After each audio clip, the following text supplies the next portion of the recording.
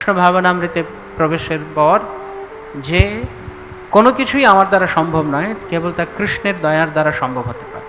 তো সেটা প্রমাণ কৃষ্ণ কবে থেকে দিয়ে আসছেন?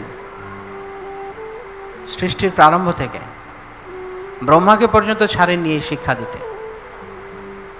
তো আমরা যে পরম্পরা এসেছি, ব্রহ্মমাধ্য গৌড়ীয় পরম্পরা, তো এই পরম্পরার প্রথম আচার্যকে ব্রহ্মাজি।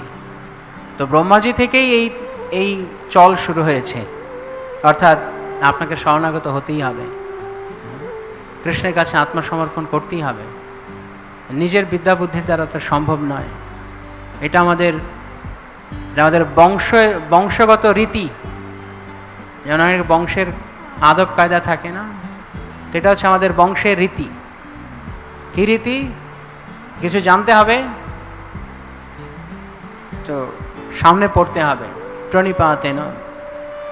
তো ভগবানকে কেবলমাত্র ভগবানের কৃপার দ্বারাই জানা সম্ভব, আর কোনোভাবে নয়। শিল প্রভুপাদ যেমন উদাহরণ দিয়েছেন, সূর্যকে দেখতে গেলে সূর্য কিরণই লাগবে, আর কিছু না। এটা